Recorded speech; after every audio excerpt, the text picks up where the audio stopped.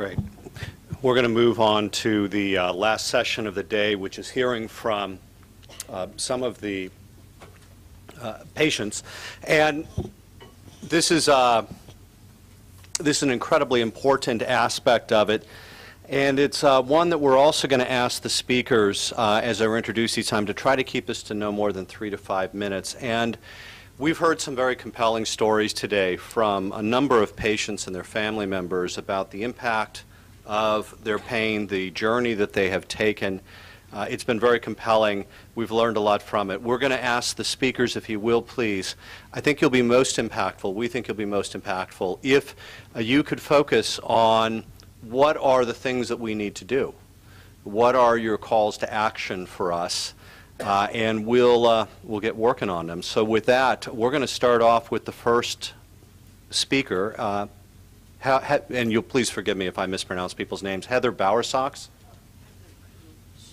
Heather cannot be here. How about Jennifer Feldman? She was the patient we got that she's already here. And then Alexandra, we've already, I understand, heard from you. We're going through this list very quickly. Diana Zuckerman. I'm here. Hey, Diana. Thank you.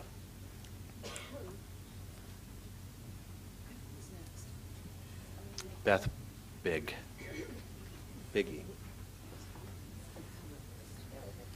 I'm here and I'm not a patient, but I will try to be brief and explain my perspective. I'm Dr. Diana Zuckerman. I'm president of the National Center for Health Research, and my perspective is as someone trained in epidemiology but who's been looking at this issue for, I think it's 25 years when I first met Terry Cowley.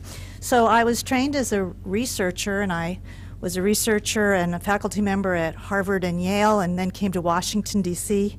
to be a congressional investigator working on health issues. And Terry Cowley approached me because of some work that I had been doing. I was looking at the safety and effectiveness of medical products and looking specifically at FDA's role in determining safety and effectiveness of medical products. And so we had a congressional hearing that got a lot of media attention in, I think it was 1992. And that was the first I had ever heard of TMJ. I didn't know anything about it before that, but we were surprised to find out that there were all these implants on the market and that FDA had never required clinical trials for them. So it took another 7 years. Despite all that attention, it took 7 years till FDA finally not only required that studies be conducted, but reviewed those studies at a public meeting in 1999.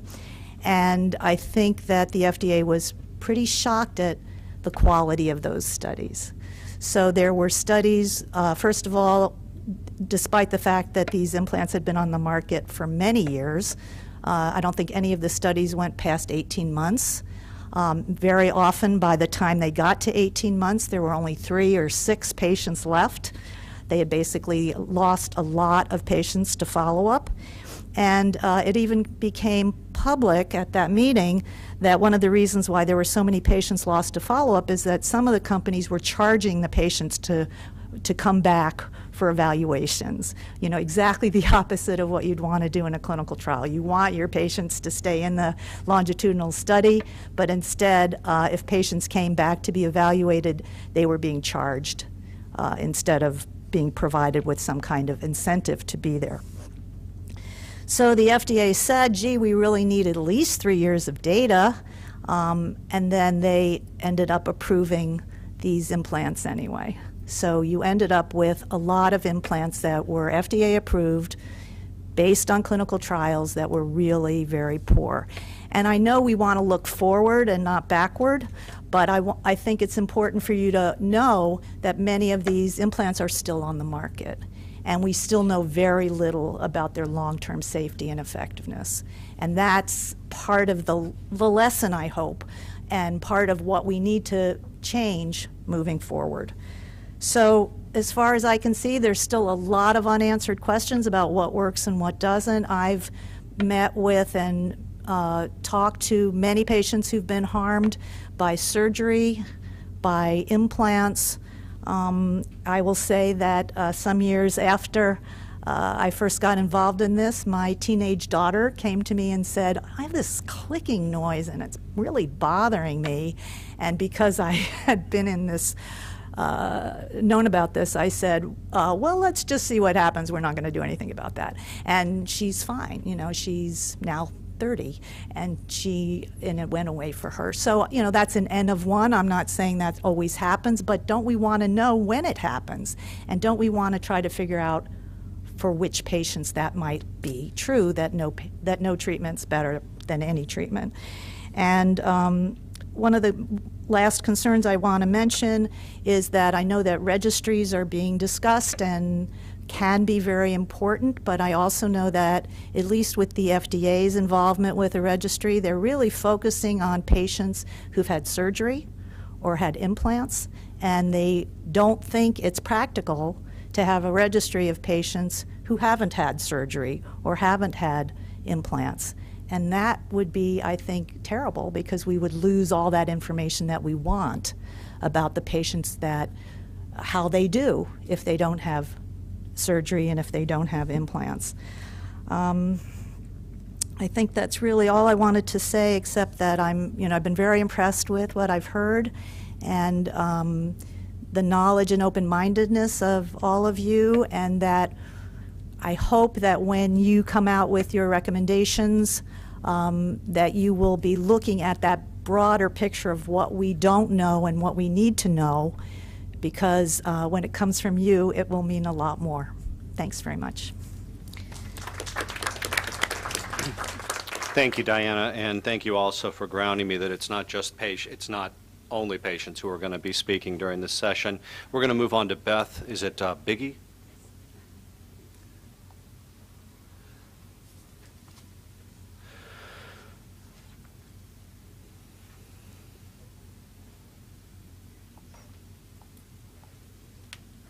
Good evening.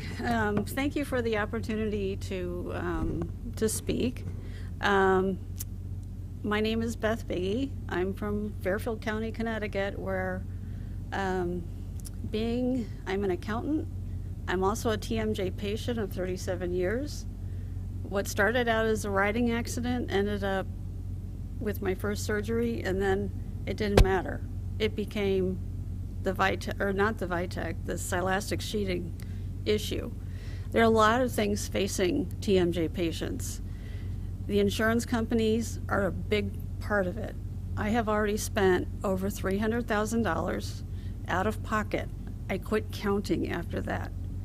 It's all in the accountant I use for my personal things.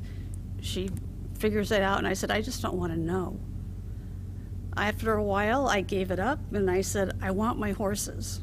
I want to go back to horses. So they're little, they're fun. But now I have to find, a recent discovery is, since I have these bilateral Christensen implants, is the degeneration of my skull. And I'm seeing a progression between 2007 and 2015 when I had a car accident. Why is this happening? I did have this elastic sheeting, and right now in Fairfield County, there are no oral surgeons who will take my case and follow it. To me, that's a big issue. In almost one of the richest counties in the country, you have got to be kidding. I invited Norwalk Hospital here. I invited other people to come. I invited some media attention. No one's here. I don't know why.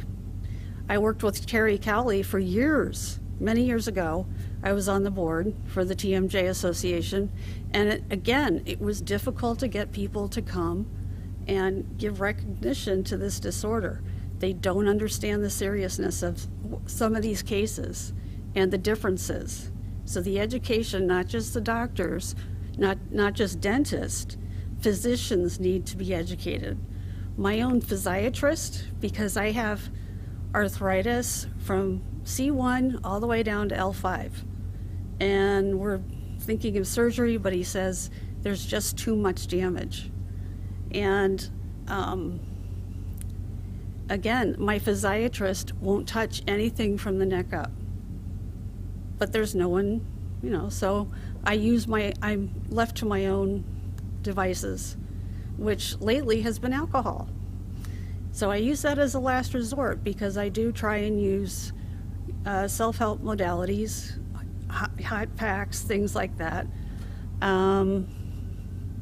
I don't want to use opiates. I refuse to. I'm still trying to finish a second master's degree. And now I'm unemployed, which is why I could come here. It seems like I'm always the one singled out who can, you know, I worked for GE for 12 years.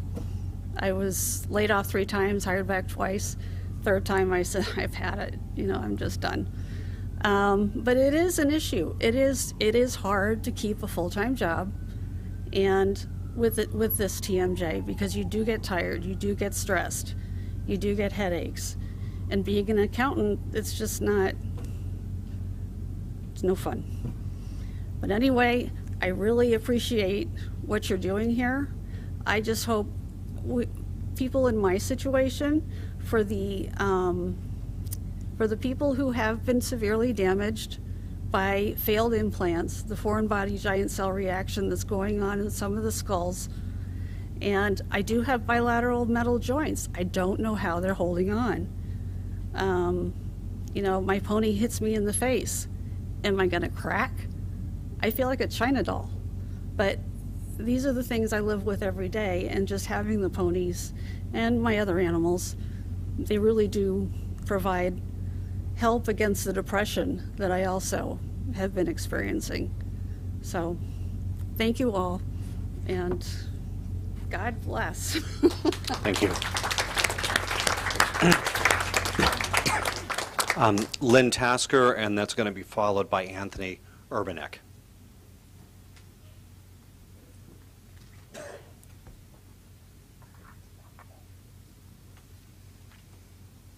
Okay, thank you so much.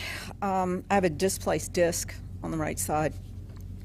I've seen at least 4 different doctors, 3 of which were surgeons, and everybody had a different idea of what they wanted to do, okay? And the reason that is because there's been no standard of care that's been established, okay? And that is a miserable and colossal failure, okay? This is the 21st century. We shouldn't even be talking about this, okay? If not you, then who? Who's gonna do it? And the only good piece of news I've had today is that there are other people here that are way worse off than I am, okay? You two got big problems, and nobody to fix them. I'm sort of at a stopping point.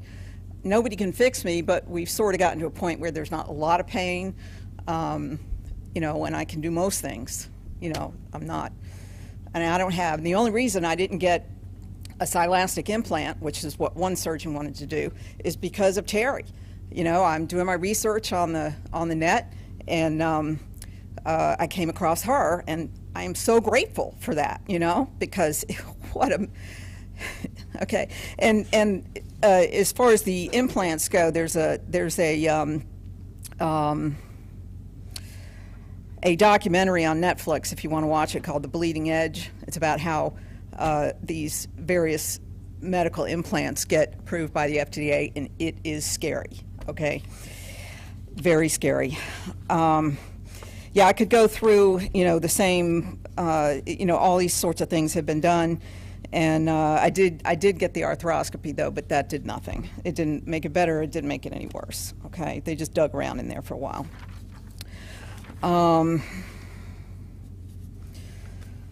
So without giving too many details about every single thing that I went through, you've heard it, and it's just more of the same, really.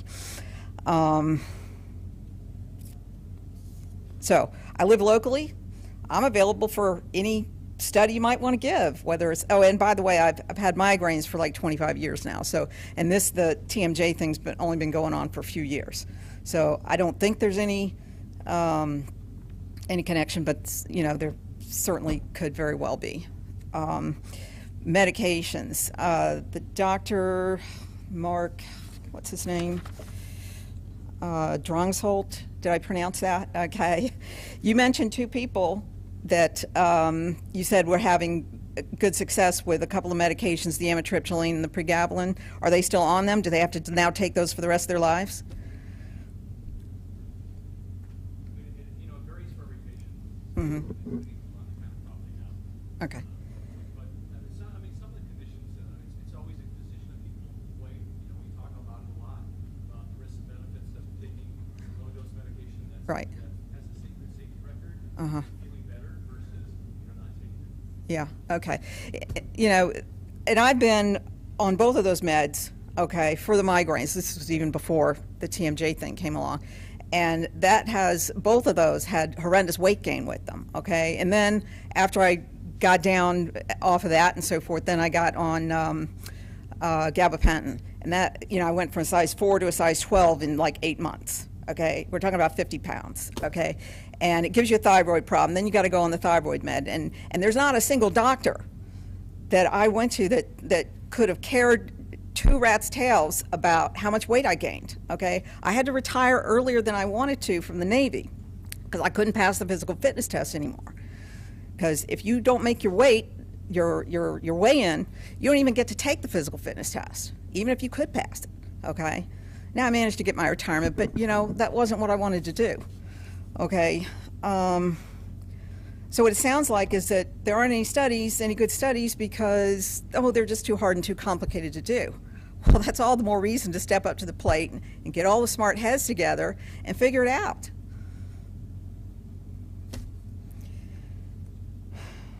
Questions for me? Thank you.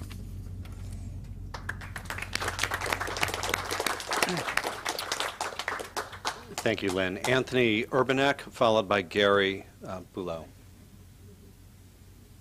Thank you.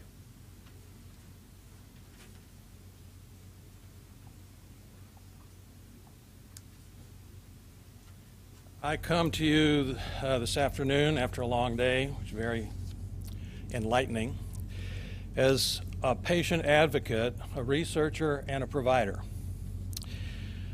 Thank you for allowing me the opportunity to address the committee. My purpose is to direct the committee to an area of investigation that I have found productive. My name is Anthony Urbanek. I received my dental degree and master's degree in anatomy and cell biology from Indiana University and my medical degree from Vanderbilt while working toward a PhD in anatomy cell biology. In 1976, I was awarded a 2-year fellowship from the NIDCR, then known as the NIDR, for my self-directed study to induce reproducible temporomandibular joint craniofacial anomalies in an animal model by way of laser-induced intrauterine fetal surgery. After completing this study in my internship and residency in oral and maxillofacial surgery at Vanderbilt, I have spent the last 40 years in private practice in Nashville, having performed over 2,000 surgical procedures on the temporomandibular joint, half as open procedures and half as arthroscopic procedures with varying degrees of success and failure. I believe I am well qualified to comment on the current research, treatment modalities, and provider training for the amelioration of the symptoms of TMD. 10 years ago, after applying all my surgical skills and knowledge to the conundrum of TMD, and because of the less than predictable results, I decided that I could not, in good conscience, recommend surgery as the solution for the enigma.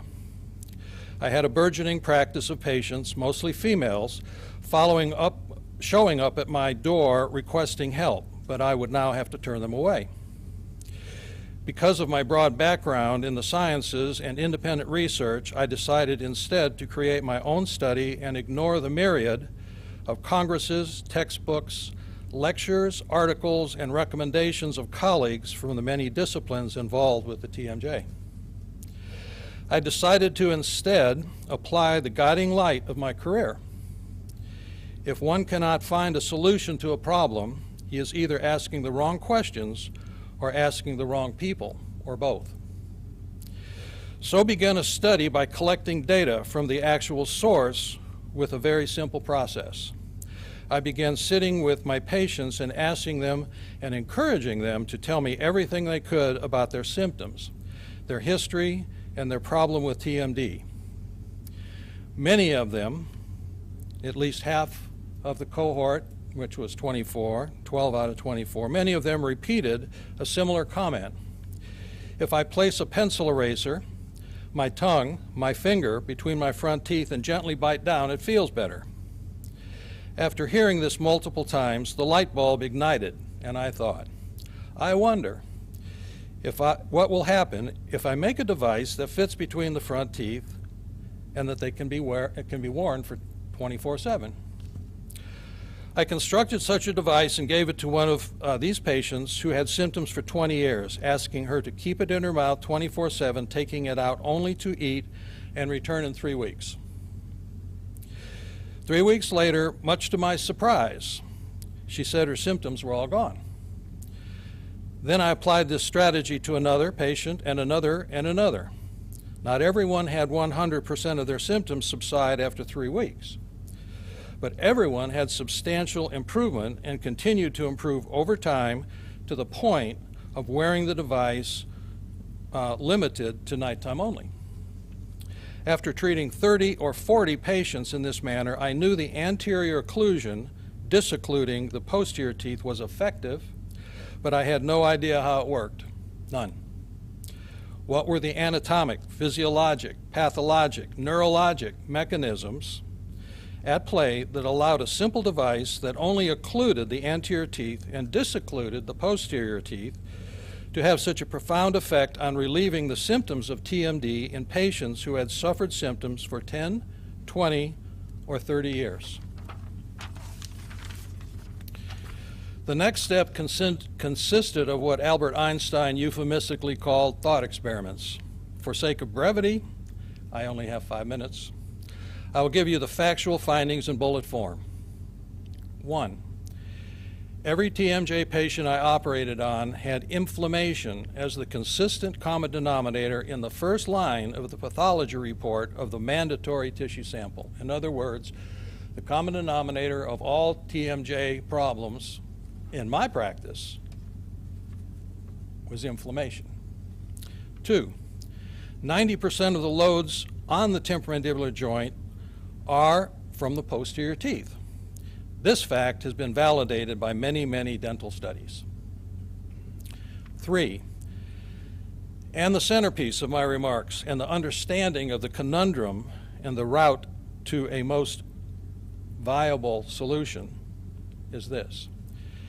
Inflammation within the temporomandibular joint stimulates an autonomic response from the central nervous system to contract first the muscles of mastication, then the muscles of the neck, then the muscles of the shoulder girdle to hold the TMJ immobile in contradistinction to the constant mobility of the joint in normal function and bruxism. This mechanism, well known to our colleagues in the orthopedic literature, explains muscle trismus in tennis elbow, but is conspicuously absent from the dental literature relevant to trismus of the muscles of mastication in TMD. Conclusion. Unloading the temporomandibular joint in a defined manner to offset the continued and unavoidable loading of this joint will predictably alleviate inflammation within the joint and associated symptoms of TMD. Using this protocol, I have successfully treated over 2,000 patients in the past 6 years who continue to report amelioration of symptoms using the devices prescribed. Therefore, I respectfully recommend to this committee focus on evidence-based research and methods for unloading the temporomandibular joint while maintaining normal daily function as a superior way to treat symptoms of the TMD. Thank you. Thank you. Gary Bulow, followed by Vincent DeFabio.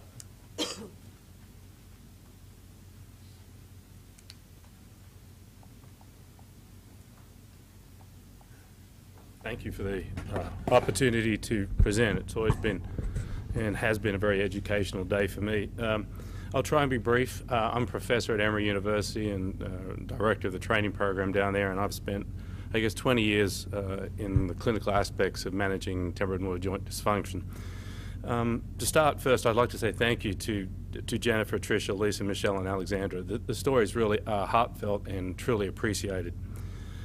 It really tells a very sad story. There's a very common theme amongst the majority of the patients that have spoken today, and that is the multiply operated joint.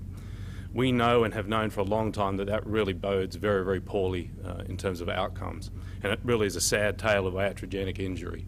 I would like to think that in today's world and with our current research that no one would ever consider doing and going down those roads that you've been asked to go down.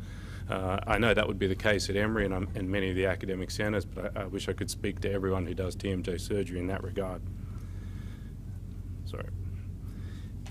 Multiply operated patients end up with neuropathic pain, they end up with centrally mediated pain, and that just can't be ameliorated by additional surgery. We know that, and we have to be very careful in terms of preventing that. I think iatrogenic injury, as has been purported here, is preventable. And to that regard, being on behalf of AMOS here and the American Society of TMJ Surgeons as a group of us, I think we would all strongly support the development of guidelines both for TMD diagnosis and for TMJ surgery. And I think we could get that adopted by both AMOS, ACOMS and ASTMJ, which would represent 10,000 oral maxillofacial surgeons and really cover 95% of individuals who practice in this country. I think we'd all be happy to work towards that. A couple of other issues, the devices that have been talked about here with the ProPlast, the Vitek and Christensen, these are all devices that were grandfathered by the FDA. They never went through pre-marketing applications, so they were never validated. They've all been removed and no longer FDA approved. That is very different to some of the current devices in terms of TMJ Concepts and the Biomet device, both of which gone through pre-marketing evaluations and both of which just completed post-marketing surveillance that's mandated through the FDA. The FDA has already accepted the Biomet post-marketing surveillance, and the data thus far has shown that the initial outcomes presented in the initial pre-marketing applications have been sustained in the post-marketing surveillance. And in terms of duration, these joints are now at more than 20 years for both of them. So hopefully it bodes a little more importantly for a positive future. It remains crucial to make the correct diagnosis. I've written as an editor about complications related to TMD, and one of the biggest pitfalls in TMD is making the incorrect diagnosis and then going down a surgical road that is completely inappropriate for the diagnosis. We require a lot more education in that respect. When it comes to that, making an Axis 1 diagnosis is relatively simple if you have the experience and you work with that DC-TMD form. It's very, very influential. What would be beneficial to the surgeons and the associations that represent the surgeons, for those particularly not in an academic setting, I think it would be very helpful if we could develop a questionnaire or a screening tool that would help individual surgeons and academic centers to identify some of the Axis 2 and some of the cluster problems so that we can work out which patient might not be the best candidate for surgery. And then we can limit surgical intervention to something like arthrocentesis or arthroscopy, a relatively safe and simple procedure without unduly causing any injury. But that would be most helpful. In terms of literature, in terms of outcomes from our procedures, which have been documented for many, many, many years, I would have to say there is a reasonable amount of robust literature that shows good outcomes from arthrocentesis and for arthroscopy. These are cohort studies, almost impossible to do randomized clinical trials when it comes to a surgical intervention. It's just not doable.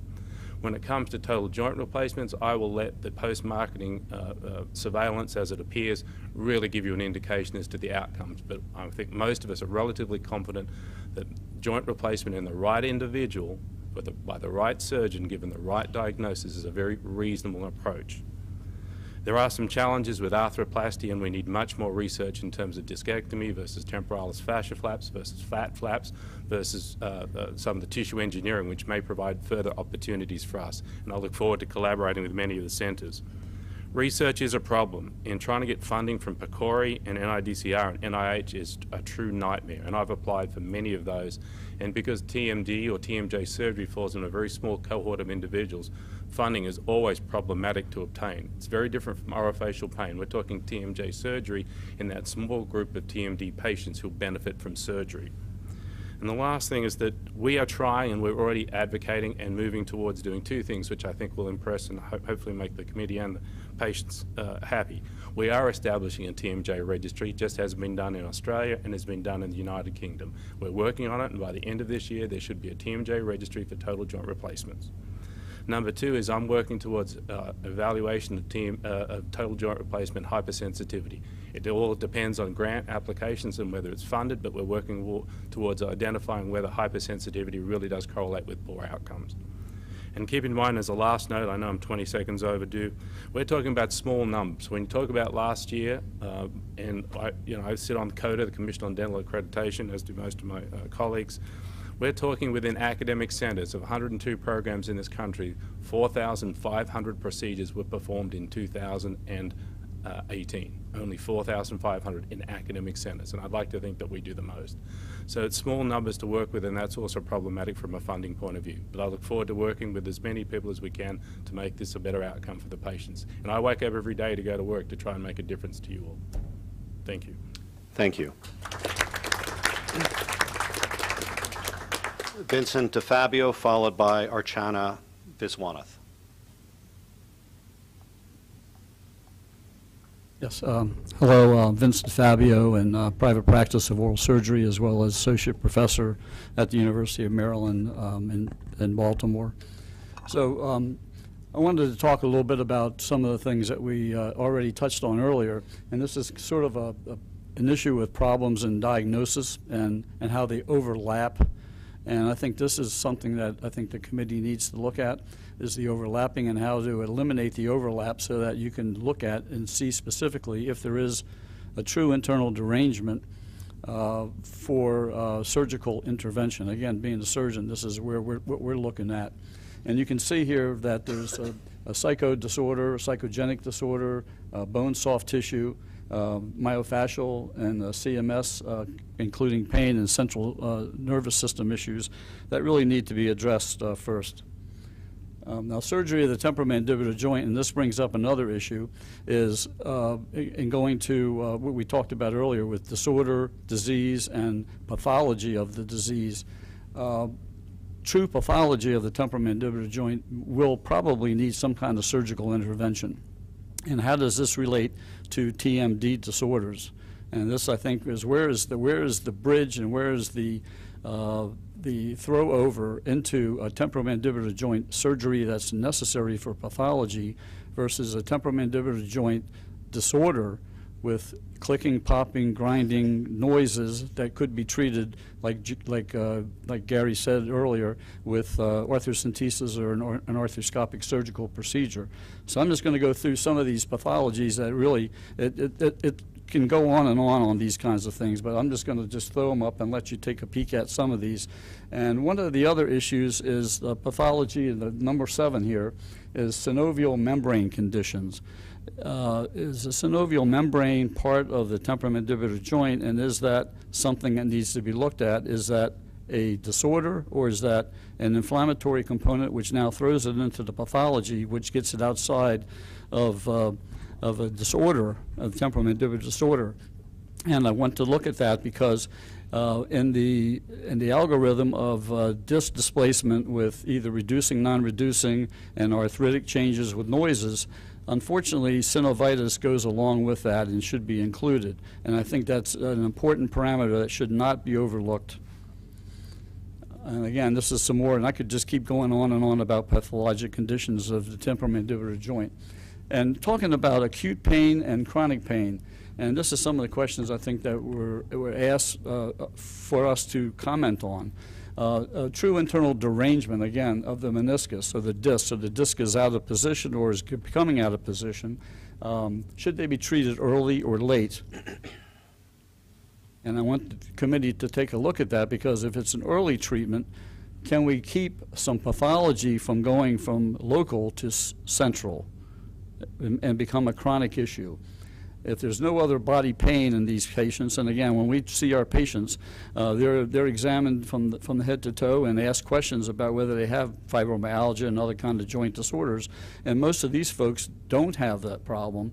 And if this can be something that could be avoided by early treatment with arthroscopy or arthrocentesis by eliminating some of the cytokines in the joint. That could also decrease some of the chronic problems that we're seeing. So this is a check from Milam and kind of modified by myself, and it just goes to show some of the inflammatory components, and I hope you can see it way back there, that become pathologic, and because of the cytokine degradation going to impaired cell function, extracellular matrix degeneration, and then progressive TM joint disease. And it's like a cascade. So once we have cytokines and matrixins and other things in the temporomandibular joint, those things need to be gotten out of there. They need to be removed. And if they're not removed, they can cause severe damage as time goes on. And again, here's some of the neuropeptides, free radicals, the cytokines, matrixins, and other matrix degenerating enzymes that are found in the temporomandibular joint and have been documented to be found in there by literature review. And by removing these, we get rid of the diseases that cause inflammatory component, decrease in the inflammation in the joint, and causing a good result. Again, 20 years of follow-up on my patients. I have, and again, we don't have Wilks classification here, but the Wilks 1, 2s, and 3s, and even 4s at 20 years are 90% success rate. And I think that's something that needs to be looked at by the committee. And just want to let you know that this is a joint and should be treated like a joint, like any other orthopedic joint in the body. Thank you. Thank you. Archana Viswanath, followed by Terry Cowley.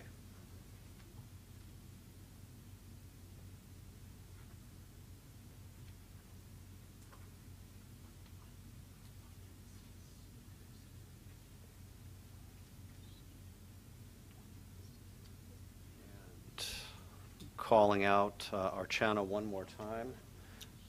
No? Terry, would you like to bring us home?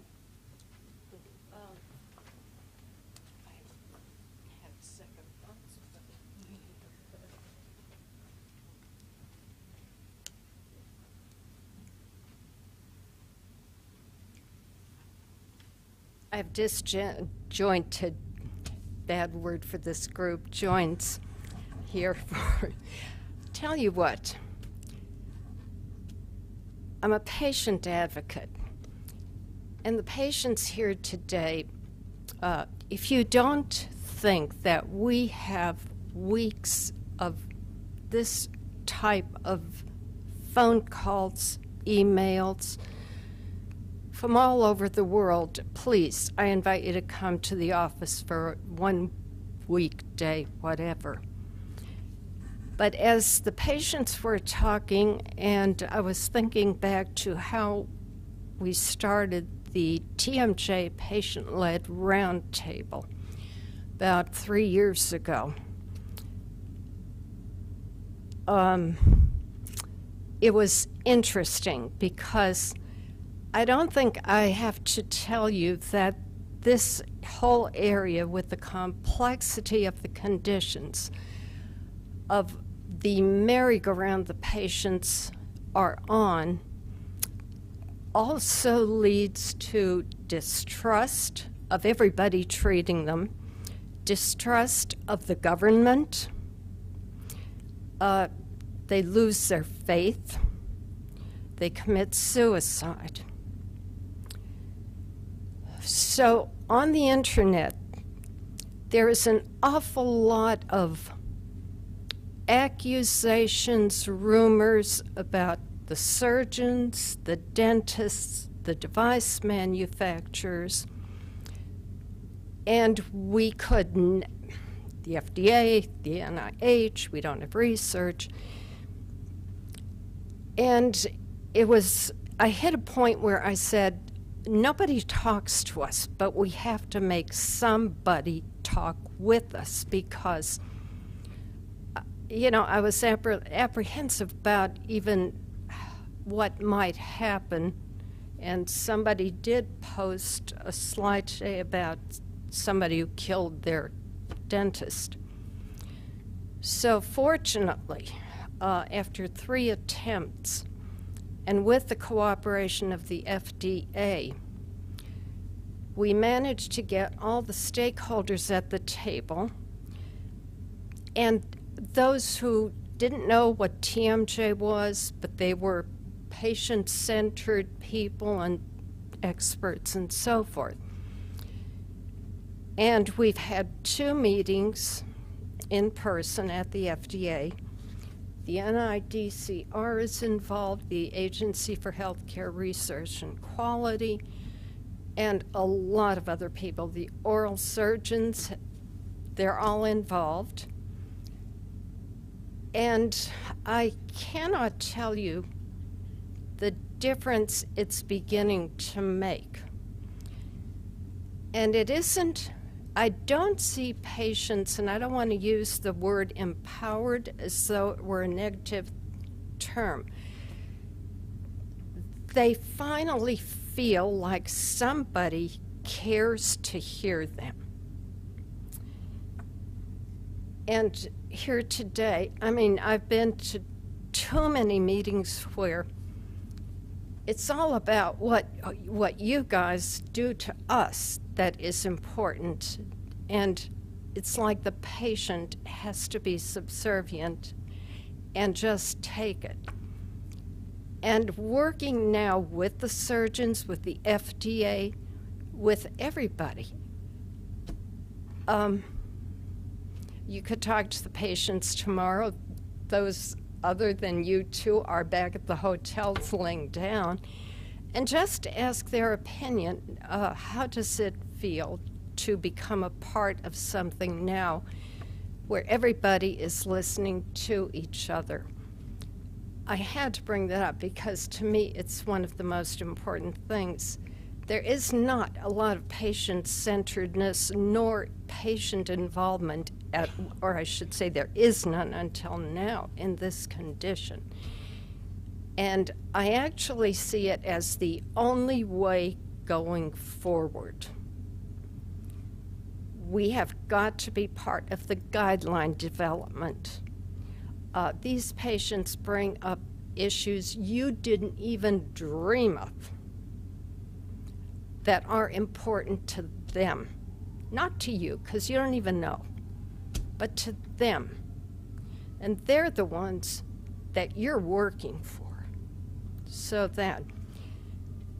One other issue that is important to this committee,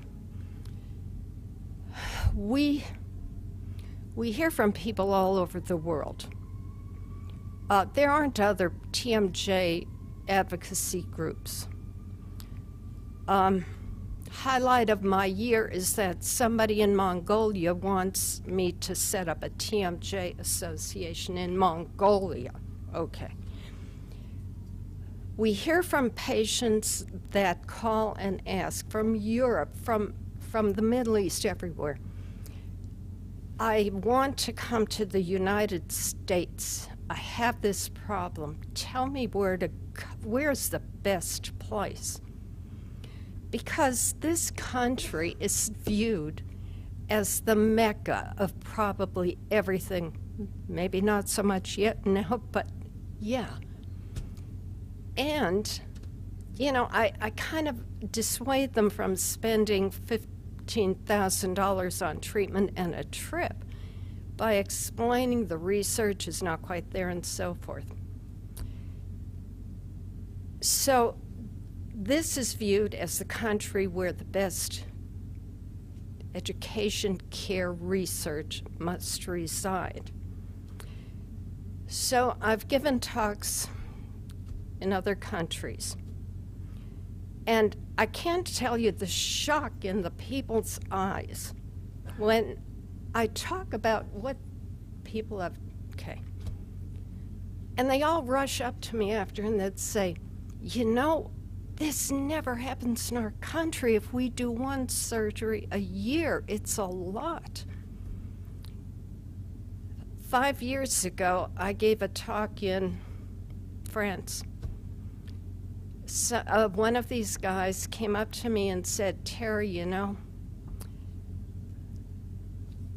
we never had this problem, but now all of these treaters are going to the U.S., and they're coming back with all of the quackery that you hadn't talked about. And to me, that's profound. Because, and want to add a little thing, a device manufacturer just called me in a panic about 2-3 months ago and sent me an article because now, because of the 3D, there are all types of devices popping up all over the world, big one in Australia, all over the place. And complaining, we have to go through all of this rigor to test and all. And I'm thinking, you know, everybody thinks this country is where it's at. And I hope that impresses upon you how important your task is. Because it isn't only for us. We're actually looking at changing the world about how we treat TMJ and research it. I have a ton of other little things. The most important, and I'll leave the others alone, we talk about brain fog. I was talking with Deanne, is she here? Deanne hears me all the time. What happens when you use a jackhammer to your skull, an electric drill or a drill to drill screw holes? Because the brain is right there. And she found an article by a gentleman out here at the Allied Health Services or something. He did a craniotomy on rats. And he did a craniotomy with an impact on the brain. And they were almost the same in their responses. So we're not necessarily maybe blaming brain fog on pain in this condition. It actually might be the result of having your heterotopic bone chiseled away. I had a brain injury, and the only thing we're thinking it might be because they cut the blood supply to the carotid arteries when they changed the position to do the other side. So the brain is absolutely important going forward with research. Y'all want to go home? So, Thank you, Terry. Oh. Thank All you right. to the patients. Thank you to you all who know about TMJ. Thank you to those who ended up getting into this, but mostly thank you to Deanne and my husband. Well said. Let me add my thanks to those of you who came for this public comment period, whether you came from near or far. Your messages were important. They covered the wide range from your personal experiences with pain to the clinical issues, the research, the educational. We took lots of notes. We promised to get that integrated into our working mission. Today we covered also a broad range of topics, everything from the scope and definition of TMD. We covered the public health burden. TMD research covering basic preclinical through translational through clinical.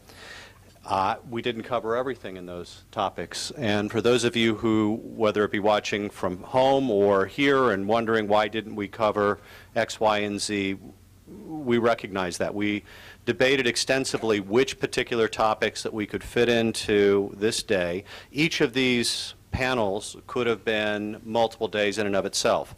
But the purpose today was to lay a foundation. It was to help provide grounding that we can then build on. So this is not the last message and hearing from patients, people who are experiencing pain, or the clinical educational or research aspects. We're going to be discussing this over the course of multiple meetings. I want to thank, in particular, the speakers and the people who chaired the panels, and, well, in particular, once again, the patients who came all this way out to share their very compelling stories with us.